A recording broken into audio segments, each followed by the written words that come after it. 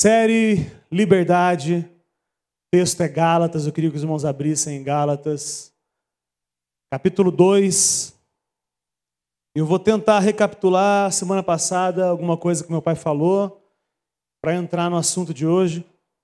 Então abra Gálatas, se você não trouxe Bíblia, se você não quer abrir, o telão vai ter o texto para a gente ler junto.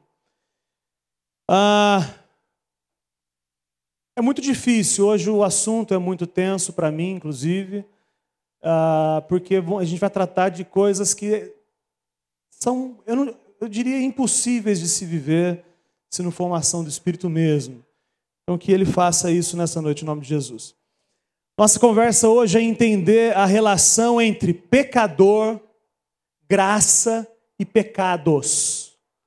Entenda comigo, pecador, graça e pecados. Como é que isso se processa? Como é que nós que estamos dizendo que cremos, nós que temos um testemunho para compartilhar e dizer que houve um dia que o Senhor Jesus transformou a minha vida, como é que depois desse testemunho, dessa frase dita, eu percebo em mim ainda atitudes que são incoerentes com o Evangelho do Reino de Deus?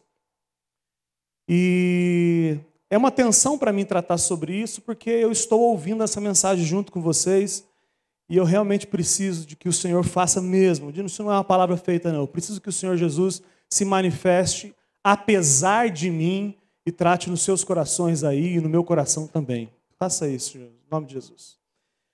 Bom, segundo semana passada, meu pai falou, e lembrando que Paulo veio de uma discussão, ele foi lá no... Paulo estava sendo desacreditado. E aí ele vai lá em Jerusalém conversar com os colunas da igreja. Entenda colunas, Pedro, Tiago, João, os irmãos todos lá. E aí ele chega lá e fala assim, pessoal, eu trouxe o pessoal aqui só para a galera ouvir de vocês que o evangelho que nós pregamos é o evangelho da graça, não é o evangelho da lei. E aí entenda o que eu estou dizendo. A discussão lá, para quem não pegou as primeiras estudos, reuniões nossas aqui, existe uma diferença de eu me relacionar com Deus baseado em regras ou baseado na graça de Deus. Graça é favor imerecido. Então a nossa relação com Deus só pode ser através da graça, só pode ser através do favor imerecido. Só que todas as religiões tendem a inventar pequenas regrinhas para a gente se relacionar com Deus. Sejam espíritas, evangélicos, católicos, todos apresentam uma lista de regras para você, em cumprindo, você vai conquistar o favor de Deus. Só que a Bíblia diz que não tem nada que nós podemos fazer para conquistar o favor de Deus. Fazer alguma coisa para receber de Deus alguma coisa é barganha, não é graça. Então tudo que Paulo está tratando em Gálatas é que tudo que nós recebemos de Deus, seja salvação, seja os mimos depois, tudo é fruto da graça de Deus. Aliás, se você adiciona alguma coisa nessa graça de Deus, você, assim como eu, neste momento, estará sendo um religioso.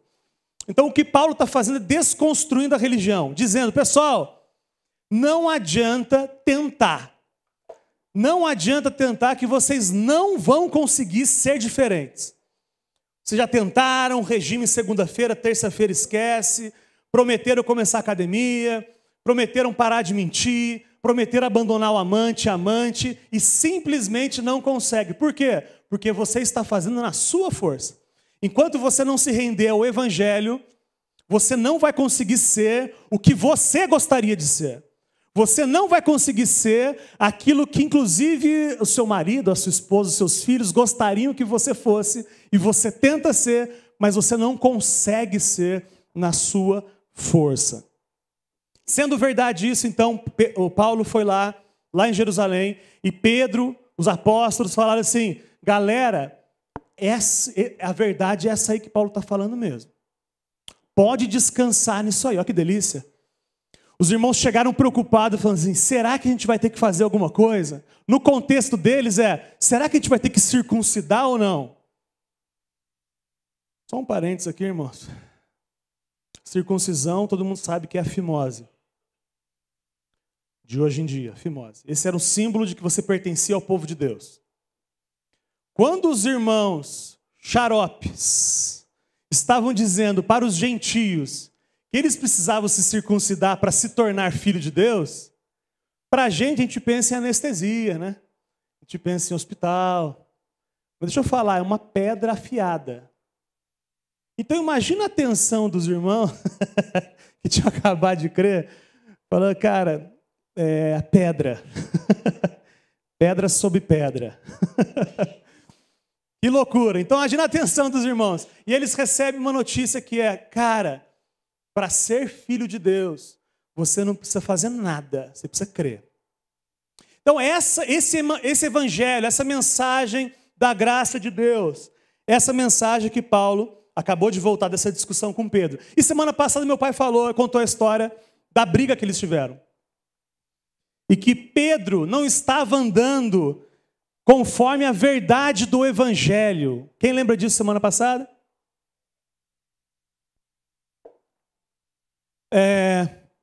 Pedro estava comendo com todo mundo, legal demais. Comendo com gentio, no nosso contexto, comendo com pessoas que você tende a não reconhecer que são bacanas. Pedro estava comendo com gente esquisita. Para a gente, no nosso contexto é esse. E está tudo bem, porque o evangelho é isso. O evangelho é parar de dividir nós e eles. O evangelho é parar de imaginar que você que crê, de repente virou um super-homem. Evangelho é exatamente o contrário, porque você sabe que você não é um super-homem, é que o evangelho chegou na sua vida. Quando você percebeu a sua total incapacidade de resolver os seus problemas, foi a hora que Jesus falou assim, opa, agora é comigo. Já que você desistiu de você, agora o assunto é comigo. Então Pedro estava seguindo a verdade do evangelho, que é, eu não sou melhor do que ninguém. Alguém aqui... quando creu, se sentiu melhor do que os outros? Estou sendo delicado hoje, meu irmão. Estou errado que você se sentiu arrogante, porque eu sei a verdade agora? Essa é a tendência. Pedro estava então sentado comendo com gente esquisita. E aí quando os irmãos judeus... Entenda, deixa eu fazer um paralelo para você entender. Peraí, deixa eu só resumir aqui. Me perdoe o exemplo, mas só para você entender. Eu não me chamo evangélico, mas eu sei que muitos de vocês se consideram evangélicos. Então, só para você entender. Estava Pedro sentado, comendo com macumbeiros. E aí chega os irmãos evangélicos. E aí Pedro, com vergonha, deixa de comer com eles e vai se afastando e cria uma mesinha de evangélicos. Um guetozinho de evangélicos. E Paulo, quando chega e vê isso, fala, você é um palhaço. E fala isso na cara. Semana passada, a pastor Eros falou sobre isso. Na cara dele, disse, ô Pedro, você está errado. Por que você está errado? Você está abandonando a verdade do evangelho. E qual é a verdade do evangelho? Que não existe mais gente impura e gente pura. Não existe mais lugar santo e lugar profano. Eu não sou contaminado de comer com alguém, a pessoa é que é santificada por comer comigo. Não tem um lugar que é proibido de eu ir, embora muitos evangélicos dizem que tem lugares proibidos. Não tem nada, nenhum lugar proibido, não tem comida proibida. A verdade é que a cruz de Jesus acabou com 4 coisas principais. Quando Jesus morreu na cruz, ele acabou com um lugar santo, com um dia santo, com uma liturgia santa e com homens santarrões. Entenda, até Jesus eu tinha que ir num lugar adorar a Deus. Que dia? No sábado. Através de quem? Sacerdote. Tinha um cara lá, tinha um pastor, tinha um padre lá para fazer o link entre o povo e Deus. Velho Testamento antes de Jesus. E tinha um jeito de sacrificar o cordeiro, aquela bagunça toda. Na morte de Jesus, o que Jesus ensina é: não vou num lugar adorar a Deus, eu adoro a Deus em qualquer lugar. Eu não vou num dia, eu não marco encontro com Deus. Eu me relaciono, tenho intimidade com Ele em qualquer lugar. Eu não tenho um jeito específico de adorar a Deus. Não tenho uma forma, não tenho uma roupa a vestir. É pelado no banheiro, eu estou adorando a Deus. E não é através de ninguém, eu não preciso de um sacerdote que faça um link. Eu, Mateus 6,6, eu entro no meu quarto, fecho a porta, e o Deus que me vê em secreto me ouve, me vê. Essa intimidade que o Evangelho traz. E Pedro estava passando por cima dela, com vergonhinha dos seus amiguinhos, e aí começou a fazer e foi confrontado na cara por Paulo. Muito legal isso. Semana passada, então, encerramos a conversa. Semana passada, o pastor Eros pregou, não viva para agradar aos homens. Foi a mensagem da semana passada e glória a Jesus por isso. E aí eu queria ler com os irmãos, versículo... É o capítulo 2, versículo 15. Gálatas. E aí está no meio da discussão de Pedro e Paulo. E Paulo está dizendo para Pedro assim: nós, judeus de nascimento, e não gentios pecadores, vendo que está entre aspas até, porque Paulo está sendo irônico, ele está dizendo assim: nós, católicos, nós, evangélicos, não pecadores como vocês. Essa distinção, distinguindo as pessoas. Eu faço certo e você faz errado. Então Paulo está sendo irônico, falando para Pedro: nós, judeus de nascimento e não gentios pecadores, continue, sabemos que ninguém é justificado pela prática da lei, mas mediante a fé em Jesus Cristo. Assim nós também cremos em Cristo Jesus para sermos justificados. Entenda, justificados é salvos. Nós também cremos em Cristo Jesus para sermos salvos pela fé em Cristo, e não pela prática da lei, porque pela prática da lei ninguém será justificado. Por cumprir regrinhas, ninguém será mais amigo de Deus. Você não vai ser mais íntimo de Deus porque você vai no monte orar às 3 da manhã. Você não vai ser mais íntimo de Deus porque você usa roupa X, roupa Y. Você não vai ser mais amigo de Deus se você faz uma corrente de oração de não sei quantas rezas, etc. Não é assim que funciona o Evangelho. E não sou eu quem está dizendo. Quem está dizendo isso é a palavra de Deus. É a palavra de Deus que diz: esses sacrifícios que vocês fazem são inúteis para o relacionamento comigo. Entenda um negócio, irmão. Eu fiz um voto com Deus, que se Deus curar a minha mãe, eu vou ficar 1 ano sem comer chocolate. Constrói comigo isso. Você está querendo pagar a cura da doença da sua mãe com 1 ano sem chocolate? Você está entendendo a loucura que é? Você está querendo comprar uma Ferrari com R$10, é isso? Eu estou falando de algo que ninguém pode fazer, um milagre que está precisando, que é a cura da sua mãe. E aí Deus fala assim: ok, eu curo a sua mãe. 1 ano sem chocolate. Você está entendendo que não faz sentido do ponto de vista lógico? Eu vou na sua casa, você faz um jantar para mim, fica a dica. Paeja. Eu falo para parentes, tem coragem de um dia programar uma paeja para a turma toda aqui? O cara faz uma paeja que é um bruto negócio. A gente vai, para arrecadar dinheiro para a construção, a gente vai fazer uma paeja aí, se vira. Então pronto, resolveu. Olha só o Áureo. O Áureo, queridão, faz uma paeja para mim na casa dele. Aí, no final do jantar, eu falo: tio Áureo, obrigado, cara. Obrigado. Como agradecimento, eu vou dormir essa semana inteira no chão. Aí você fala assim: Lucão, não, velho. Não, eu só fiz um jantar de coração. Não. Sem travesseiro. Vou dormir no chão como pagamento. Você está entendendo que não faz sentido essa barganha com Deus, irmãos? E é isso que o Evangelho vem desconstruir. Eu não estou dizendo que é fácil. Eu não estou dizendo que eu não faço as minhas barganhas com Deus. Eu não estou dizendo que de vez em quando, porque eu não fui perfeito, às vezes eu não quero encarar Deus. Eu não estou dizendo que eu sou melhor do que você. Porque a verdade do Evangelho, que a gente vai ver daqui a pouco, é exatamente o contrário. É a gente saber que a gente não vale nada. Mas daqui a pouco a gente chega lá. Onde é que eu estou? Barganha, eu estou no aqui. Não, mas antes, é só explorar esse versículo ainda, versículo 16. Paulo dizendo para Pedro: Pedro, nós sabemos que ninguém é justificado pela lei. contemporaneizando esse discurso. Temer, a gente sabe que a salvação não vem por ser evangélico. É isso que eles estão dizendo. O que ele está dizendo assim, irmão, Pedro, você sabe que a lei nunca conseguiu purificar o nosso coração, cara. Você lembra que a gente tentava, Pedro? Lembra das campanhas de joelho que a gente passou, tentando conquistar o favor? Você lembra disso? E você lembra que não funcionou, Pedro? É isso que ele está dizendo.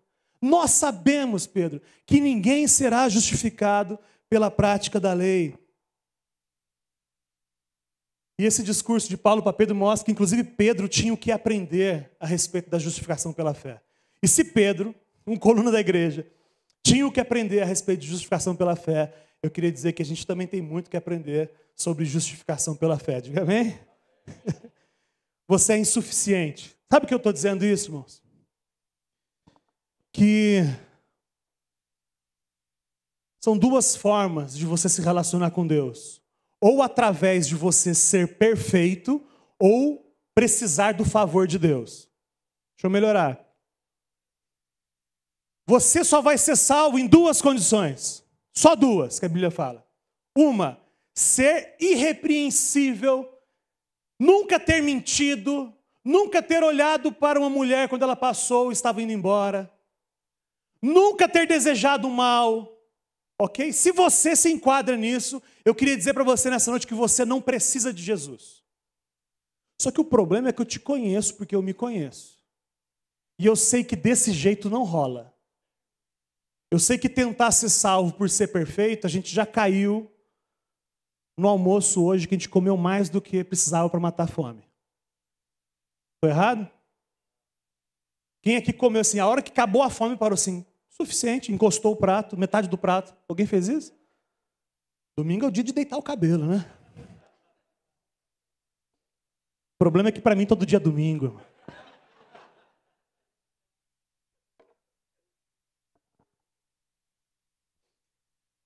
Duas formas, ou você é perfeito e você não é. Mas se você fosse perfeito, você não precisava de Jesus.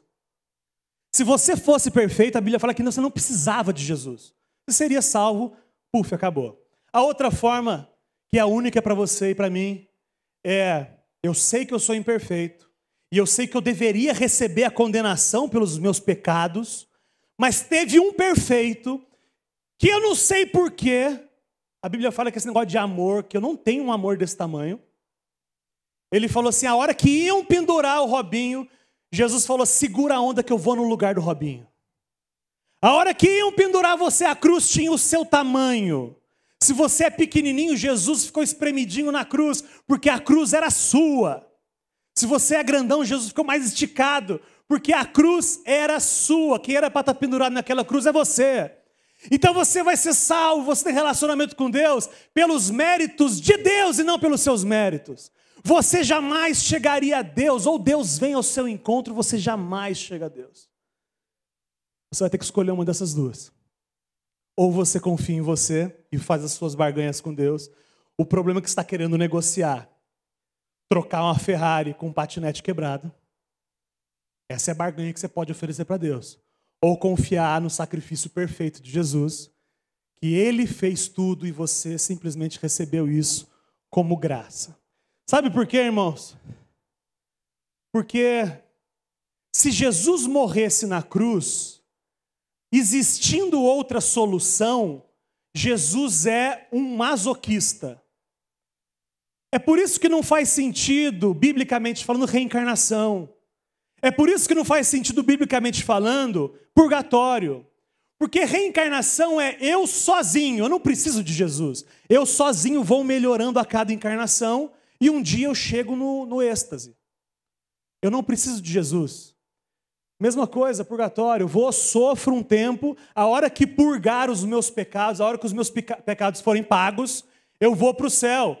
Mas se as pessoas pudessem ser salvas, sozinhas, sofrendo sozinhas, até purgar o seu pecado, Jesus teria morrido na cruz de forma inútil.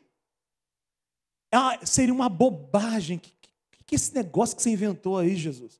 Tem um texto do Tim Keller que eu queria ler, que ajuda a entender essa relação entre Jesus não é um apêndice Jesus é a única forma de ser salvo. Escute essa história.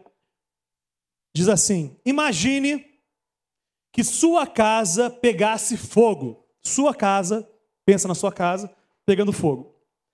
Mas a sua família inteira escapasse. E eu lhe dissesse: deixe-me lhe mostrar o quanto eu o amo. Então corresse para dentro da casa e morresse. Que desperdício de vida trágico e inútil, você pensaria. Mas agora imagine que a sua casa pegasse fogo. Um dos seus filhos ainda estivesse lá dentro e eu lhe dissesse: deixe-me lhe mostrar o quanto o amo. Então corresse para dentro das chamas, salvasse seu filho, mas morresse. Você pensaria: veja o quanto esse homem nos amava. Se pudéssemos nos salvar, a morte de Cristo não faria sentido e nada significaria. Se constatamos que não temos como nos salvar, a morte de Cristo significa tudo para nós. E passaremos a vida que Ele nos deu servindo-o alegremente, adequando nossa vida inteira em conformidade ao Evangelho. Amém, irmãos? Está todo mundo salvo, por que eu ia morrer na casa pegando fogo? Só que não estava todo mundo salvo, estava todo mundo dentro da casa. E foi alguém lá e morreu por nós para nos salvar. É a única forma, é isso que é o Evangelho da graça. É isso que nos incomoda porque tira da gente a responsabilidade. E a gente chega no versículo 17. Diz assim: se porém, procurando ser justificados em Cristo, descobrimos que nós mesmos somos pecadores, será Cristo então ministro do pecado? Olha que pergunta boa. Quem aqui é salvo pela graça? Quem aqui é perfeito? Então Cristo é o chefe da gangue. É isso que o texto está falando.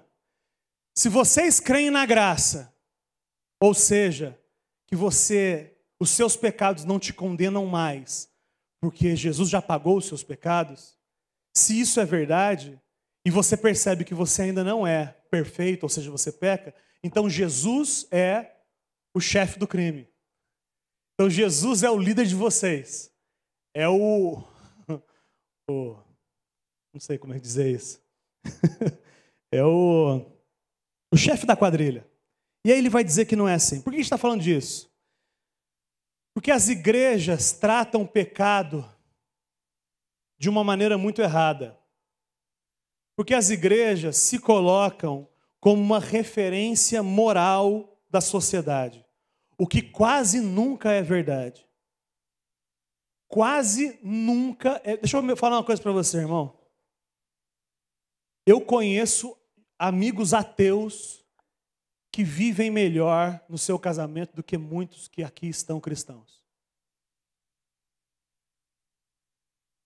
Eu queria dizer para você que eu conheço amigos de algumas religiões, que você não gosta nem de falar, que são mais honestos do que você no seu imposto de renda.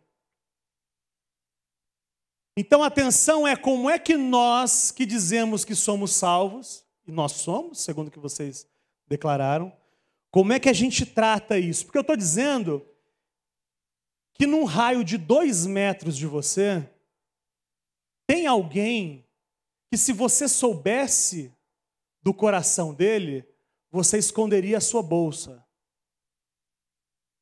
Eu estou dizendo que aqui entre nós, tem gente moralmente muito mais degradada do que alguns clubes aí fora. E aí eu fico numa tensão, porque as igrejas se colocam como padrão moral, e não é. E a questão é que Jesus não quer que a gente seja arrote santidade. Não é isso que Jesus quer. A gente vai entender isso hoje. A deterioração moral da sociedade está refletida aqui dentro. A escória da raça humana está reunida aqui. E eu sei isso porque os gabinetes pastorais têm ficado cada vez mais histórias de novela, assim. As histórias que os irmãos começam a compartilhar, porque a sociedade está cada vez mais deteriorada, são histórias que, para um roteirista da Globo, seria muito interessante. Daria bons filmes. É assustador. Eu estou falando aqui como é que Jesus trata a comunidade da fé e os seus pecados. Essa é a questão de hoje, irmãos. Como é que nós tratamos, na nossa comunidade de fé, eu não estou falando de parede, eu estou falando de gente. Então, nós que dizemos que somos irmãos, como é que nós tratamos o pecado à luz da Bíblia? Não é um achismo nosso. Como é que a Bíblia fala que a gente tem que ser? Antes de continuar lendo, porque essa é a temática de hoje. Então, Cristo é o chefe de vocês e vocês são pecadores, Jesus é chefe de pecadores. Vou falar uma coisa para você. Saber do pecado do irmão nos incomoda a ponto de querermos a exclusão desse irmão dos serviços, ao invés da gente se engajar na formação do caráter de Jesus nele. Quem vem de igrejas, alguns não entendem nada sobre isso, mas quem vem de igrejas que a galera deixa o pessoal no banco. Sabe o que é deixar de banco? É assim, eu estou pecando faz 3 anos e ninguém sabe e eu estou tocando no louvor. A hora que descobrem que eu estava pecando, o irmão tem que sentar. Quanto tempo? Quanto tempo o pastor achar que tem que sentar? Tem uma tabela. Na chácara falaram isso hoje. Se é namorado, é X meses. Se é casado, Y meses.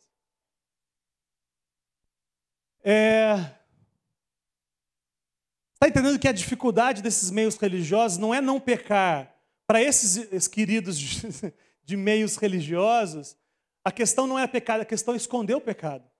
Você consegue esconder o seu pecado direitinho, ninguém te incomoda. Você consegue esconder o seu pecado, camuflar, está tudo certo. Até o dia que o seu pecado vem à tona. Legal. Então, vocês estão percebendo que eu estou medindo um pouco as palavras para falar de alguns pecados, porque existe uma hipocrisia ainda entre nós, que eu não posso falar algumas coisas, senão vocês ficam escandalizados e saem da igreja. Eu estou sendo mais delicado. Mas se vocês quiserem participar dessa mesma pregação com faixa etária acima de 18 anos, a gente pode fazer isso num sábado à noite aí para falar mais rasgado. Eu sempre escuto assim, na chácara aqui, você não vai fazer nada.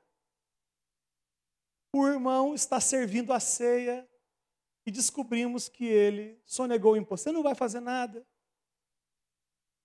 Eu estou falando sério, não é várias vezes, vários irmãos vêm exigir postura.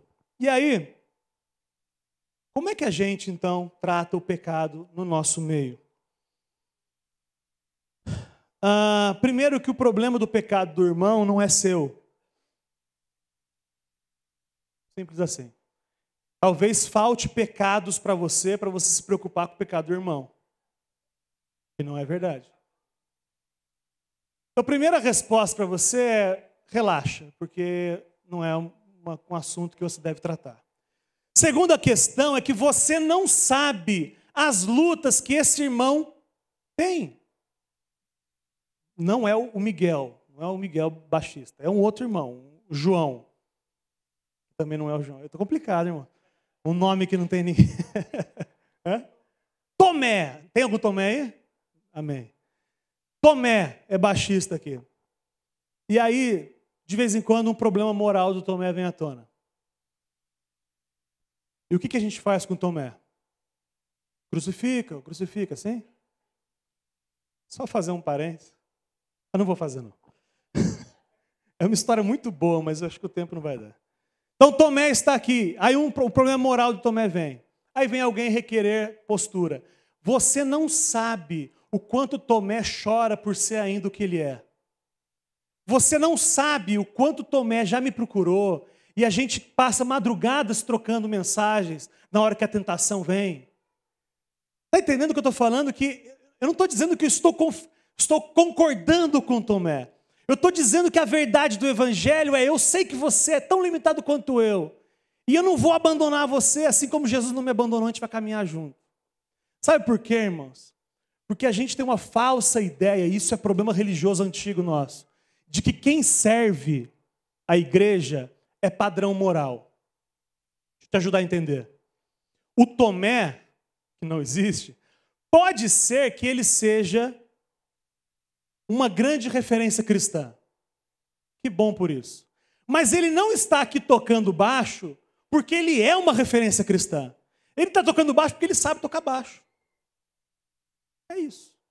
Eu queria que você desconstruísse isso da sua cabeça, que tem super-homem, porque não tem super-homem nem sentado e nem aqui em cima.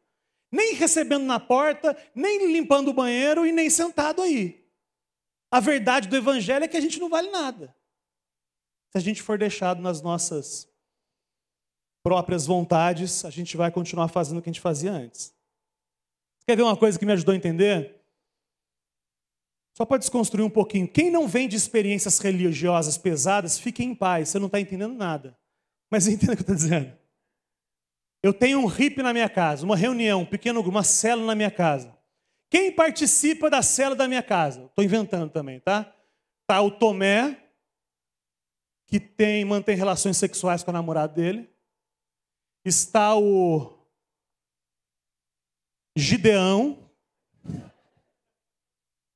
que tem dificuldades na área da sexualidade e da homossexualidade. Está Judite, a irmã que adora falar mal dos outros. Okay? Esse é o meu pequeno grupo, esse é o meu hippie. O Tomé sabe tocar. E ele fala assim, Lucas, eu posso semana que vem trazer um violão e tocar? O que você fala para ele? Sim ou não? Sim, ô Tomé, beleza, cara. Traz o violão aí. Eu sei que ele tem problemas na área da sexualidade dele, eu sei. Mas eu deixo ele tocar? Minha casa, toca aí. Certo? Ótimo. Chega alguém, quem abre? Dona Judite. Irmã Judite fofoqueira. Ela que abre a porta. Abre, inclusive, para saber mais rápido quem chegou, para falar mal da vida dessa pessoa mais rápido. Quem arruma o lanchinho é o Gideão. Efeminado Gideão, ele que arruma o lanchinho. E está tudo certo. E para você e para mim, no nosso falso moralismo, está tudo certo, porque é na minha casa. Chega mais 5 pessoas no hippie. Tomé pode continuar tocando? Está tocando já, e ele toca, ele chora, velho. Tomézinho, querido Tomé, chora, toca e chora. Mas ele tem dificuldades, irmão. Gideão, dificuldades, serve o lanche. E a irmã Judite abre a porta. 15 pessoas. 30 pessoas. Em qual momento que Tomé tem que parar de tocar? E quando a gente for 300 pessoas? Quando a gente tiver 300, aí Tomé não pode tocar mais. É isso. Está entendendo que esse falso moralismo, o problema é que a gente iconiza as pessoas que de alguma forma sabem fazer. Sabe receber na porta, sorriso gostoso, sabe? A gente deixa Tomé limpar banheiro, mas tocar não. As igrejas, quem não está entendendo nada, fica em paz. Graças a Deus que você não passou por isso. Mas se você está entendendo, eu queria dizer para você, irmão, que isso é uma judiação. É uma judiação que a gente faz com as pessoas.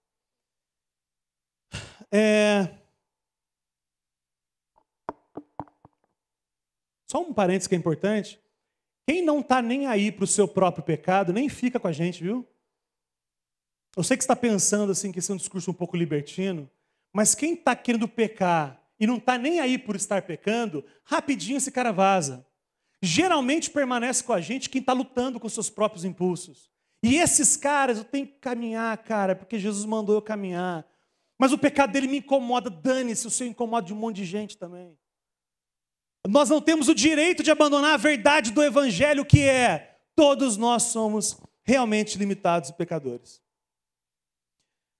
Porque eu não tenho direito de colocar prazo na transformação do meu irmão. Quanto tempo Tomé vai continuar? Vamos obrigar Tomé a casar com a namorada, então, semana que vem. Alguém já viu isso acontecer? Semana passada, lá em Curitiba, me contaram a história.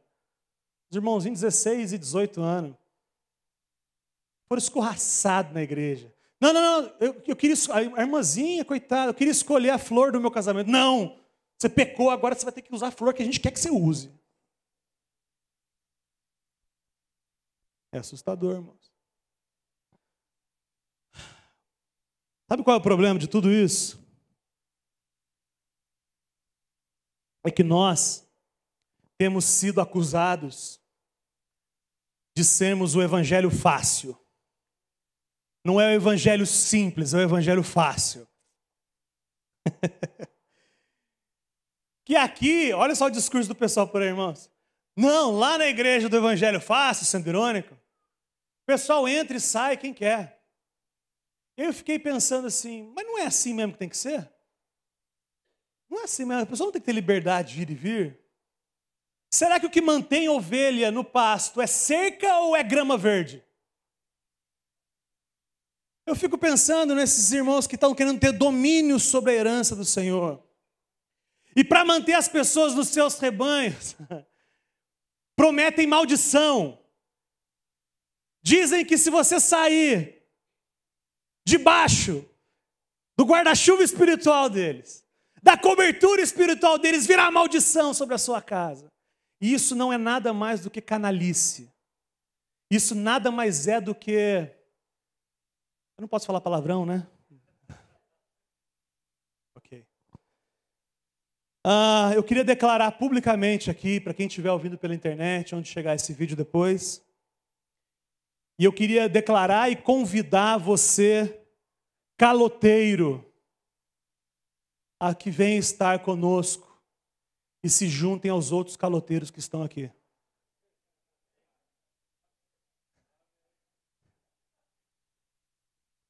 Venham se juntar conosco, devassos, o seu lugar é aqui. Prostitutas, o seu lugar é aqui com a gente. Pedófilos, homossexuais, o seu lugar é aqui. Rua Coronel Augusto Monteiro, 639. E não é porque a gente é mais imperfeito, a gente só está encarando as nossas dificuldades. A gente está tirando a casca, porque aqui na câmera eu não posso virar a câmera. Aqui é tudo igual a você, irmão. Todo mundo está lutando, igual você, a gente está lutando pelas dificuldades. Seu lugar é aqui com a gente, porque aqui está cheio.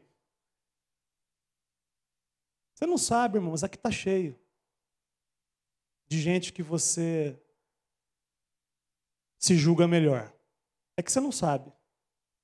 Aliás, é uma pena que você não saiba. Porque você só não sabe porque você não se envolve. Porque se você se envolvesse de verdade como Jesus mandou se envolver, essa pessoa teria liberdade de compartilhar os fantasmas dela com você. Eu recebo homens casados que vêm compartilhar. Não é um, não são dois.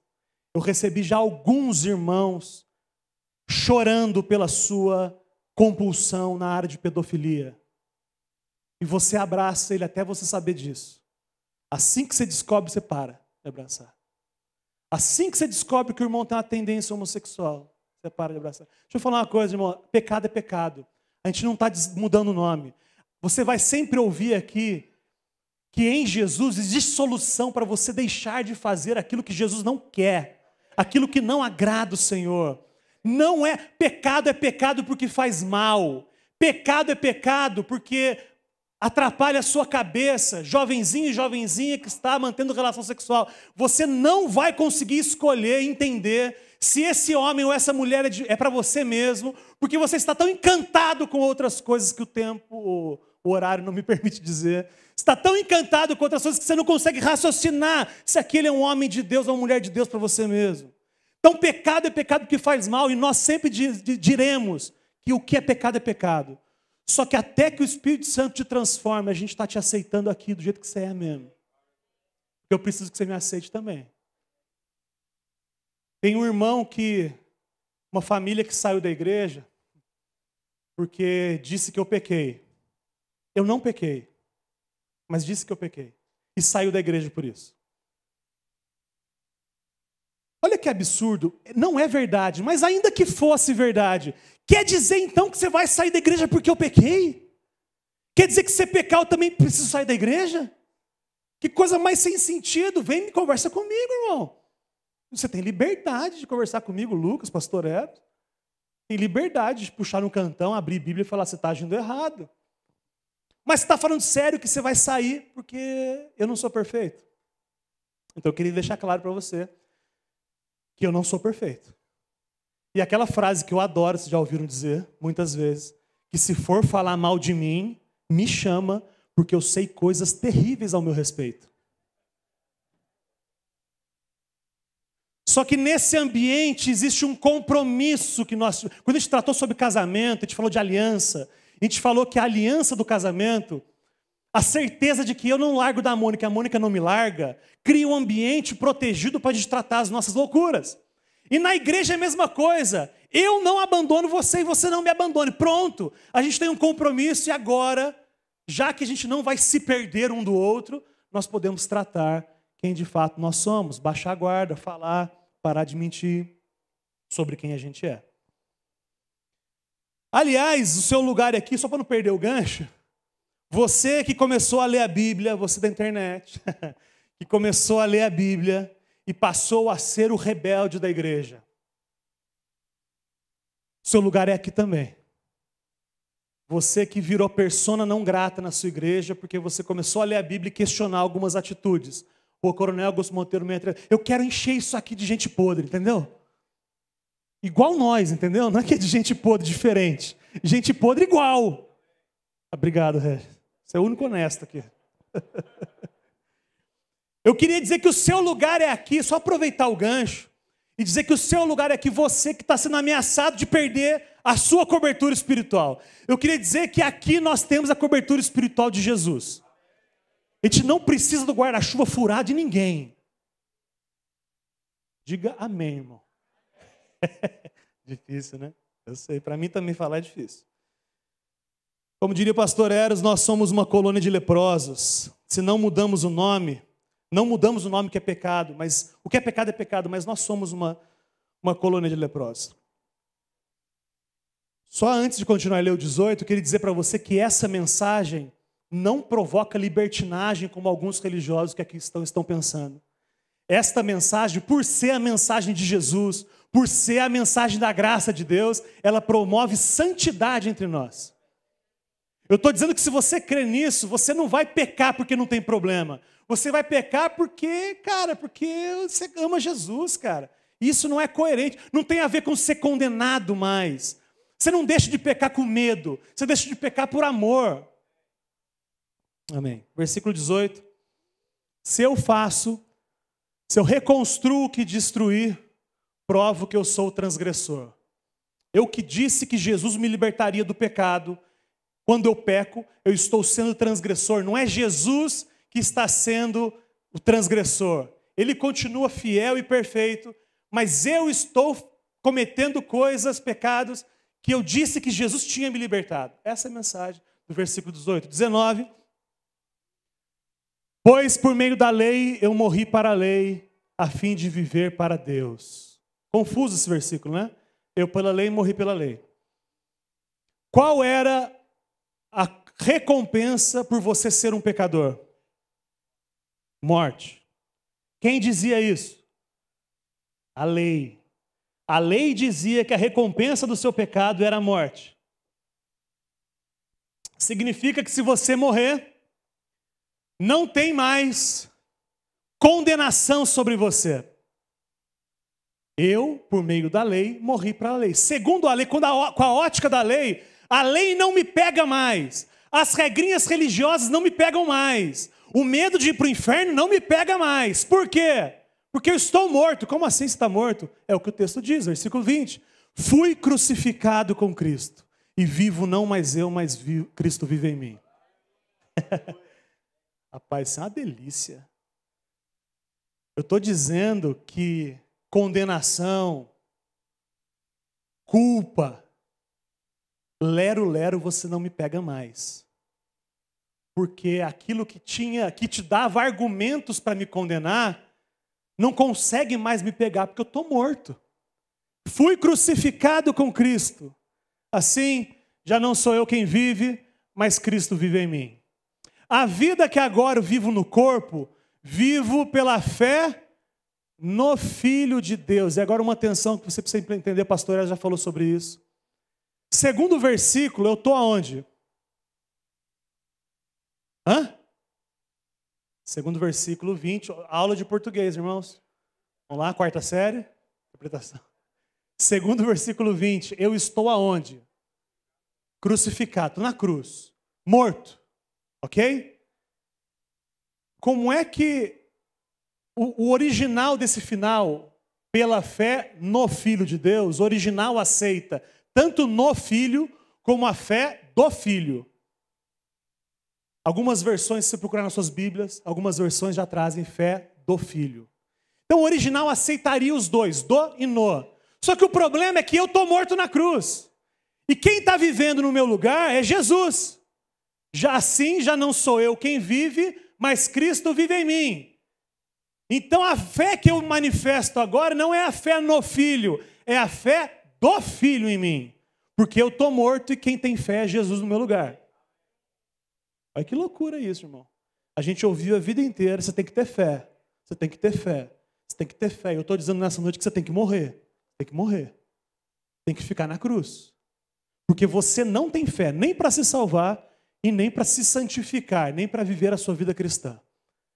Só é possível a salvação e a transformação mediante a fé, não no Filho, a fé do Filho, a vida de Jesus em mim. Você quer Quem aqui odeia ainda amar o pecado? Diga amém. Foi tensa a frase, né? Quem aqui odeia ainda amar o pecado? Diga amém. Sabe quando você vai superar isso? Sozinho nunca. Sozinho nunca. A única chance que a gente tem de ser cada vez mais parecido com Jesus é estando cada vez mais morto. Cada vez mais crucificando o nosso jeito de pensar, a nossa mente. Então todo o nosso esforço não é de parar de pecar. Todo o nosso esforço é de se manter na cruz morto para que Jesus preencha todo o seu corpo. Diga amém, irmãos. Muito subjetivo isso, mas é muito simples, mas é sobrenatural. A mensagem de que Jesus, você andando não é você, é Jesus, vai fazer, inclusive, que você se surpreenda com algumas atitudes suas. De repente você tem uma reação, você diz, caramba, eu não faria isso não há um mês atrás. Mas será que sou eu? Não sou, né? É Jesus. Isso aqui está fazendo. Quem tá perdoando? Quem aqui precisa perdoar a gente? Diga amém. Ou melhor, diga misericórdia. Você não consegue perdoar naturalmente. Você precisa que Jesus perdoe por você. Jesus perdoe no seu lugar. Isso é o Evangelho, irmãos. Evangelho. Romanos 5, 9 e 10, ô Filipão, o pastor Eros, o apóstolo Eros pediu. O comendador. Vocês estão sabendo disso já? É segredo? Deixa eu falar para vocês, em pouco tempo, quanto tempo já serve mais ou menos? Não sabe? Aniversário de Taubaté, que é até dezembro, 5 de dezembro. O pastor Eros será transformado no comendador Eros José Vieira. Misericórdia. A cidade de Taubaté outorgará o título de comenda do Félix Guizar ao pastor Eros José Vieira. E a partir de hoje, daquele dia, vocês poderão se dirigir a ele como o comendador. Isso é muito divertido. Vai lá. Romanos 5, 9 e 10. Como agora fomos justificados, salvos por seu sangue, muito mais seremos salvos da ira de Deus por meio dele. Se quando éramos inimigos de Deus, fomos reconciliados com ele mediante a morte do seu filho, quanto mais agora, tendo sido reconciliados, seremos salvos por sua vida. Cara, o evangelho não é só o dia que você chega no reino. O evangelho é todos os dias. Se valeu, se funcionou no dia da salvação, é o mesmo que vai funcionar no processo de santificação, de transformação da sua vida. Muito mais, quanto mais tendo sido reconciliados, seremos salvos da vida, por sua vida. Um texto, uma historinha para encerrar, que a gente já contou aqui. de John Stott, que ele disse que no seu coração existem dois lugares, uma cruz e um trono. Essa é a resposta porque você ainda peca. Porque no seu coração tem uma cruz e um trono. Se Jesus está morto na cruz, você está reinando no trono da sua vida. Ou seja, fazendo as maiores barbaridades que você tem feito. Mas se você está crucificado na cruz, quem está no trono é Jesus reinando na sua vida. Então a nossa energia é, cara, se mantenha grudado. Por que você peca? Porque você desce da cruz e senta no trono, cara. Você julga mais importante a saciedade da sua compulsão do que a adoração a Deus, do que você abrir mão disso por Jesus. Sabendo que Jesus não quer que você deixe de pecar por sacanagem ou por maldade. Quando ele fala para a gente não pecar, é porque ele sabe que o começo é gostoso, mas o final é um caminho de morte. Porque pecado faz mal. Qualquer pecado faz mal. John Stott disse isso. Eu queria dizer para você então que no trono da sua vida, quem tem que estar sentado é Jesus. E você, versículo 20, estar crucificado com Cristo. É o que o texto diz. E aí, para a gente, sobra o quê? Depois de ouvir tudo isso, clamar a Deus para que tudo isso seja uma verdade para a gente. Porque é sobrenatural viver dessa forma. Sem forçar, eu queria que você orasse de verdade. Eu não falo orar de verdade porque às vezes a gente ora de mentira, entendeu? Mas eu queria propor que nessa noite, mais uma vez, você orasse de verdade. E você rasgasse com Jesus o seu coração mesmo. E você dissesse assim, Jesus, tem que ser verdade para mim. A história é bonita, mas é a história dos outros ainda. Eu quero que seja a minha história essa aí.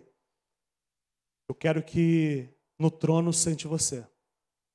Que essa noite seja um marco para muitos aqui, pela primeira vez na vida, deixar os seus homens, as suas naturezas na cruz e deixar o lugar para Jesus sentar no trono. Vamos orar? Senhor Jesus, nós te louvamos e pedimos por um milagre nessa noite, Pai. Pedimos para que a verdade do Evangelho seja uma verdade para todos aqui. Nós oramos uns pelos outros agora, Pai. Nesse compromisso que nós temos, Pai, de ser igreja, mesmo com as nossas limitações, os nossos pecados. Nós temos esse compromisso, Pai. Nós oramos uns pelos outros para que, ainda que a gente aceite Ele, mas oramos para que o Senhor transforme esse irmão, Pai. E oramos por nós também, Pai. Senhor Jesus, de forma simbólica, que o Senhor hoje se assente no trono do nosso coração, Pai. Que a gente possa se assustar com as nossas reações, Pai. Que a gente possa ser o Senhor por onde quer que a gente vá. Que a gente possa agir e reagir como homens e mulheres cheios do Teu Espírito, Pai. Para que as pessoas ao nosso redor sejam impactadas e para que a gente viva a vida abundante que o Senhor prometeu, Pai. Nos transforme um pouco mais hoje, Pai. Tire de nós a religiosidade. Tire de nós o falso moralismo. Tire de nós tudo aquilo que nos faz mais parecidos com os fariseus do que com o Senhor, Pai. Tenha misericórdia de nós, Pai. Quantas vezes a gente foi fariseu, Pai. Quantas vezes a gente colocou uma carga em cima dos irmãos que nem mesmo a gente estava disposto a carregar, Pai. Tenha misericórdia de nós, Pai. Que os irmãos aqui saiam com o jugo e o fardo do Senhor. Porque o seu jugo é suave, o seu fardo é leve. Vinde a mim todos os que estão cansados e sobrecarregados, que eu vos aliviarei. Jesus dizendo, tomai sobre vocês o meu jugo e aprendei de mim que sou manso e humilde, e encontrareis descanso para as vossas almas. Que todos aqui vivam a delícia de estar aos pés do Senhor, aprendendo do Senhor e encontrando descanso para as nossas almas, Pai. Tire de nós a religiosidade, Pai. Não queremos transformar ninguém na nossa força. Não queremos que as pessoas mudem de religião. Nós queremos que as pessoas te conheçam apesar da religião. Que isso seja uma realidade sobre todos nós. Em nome de Jesus.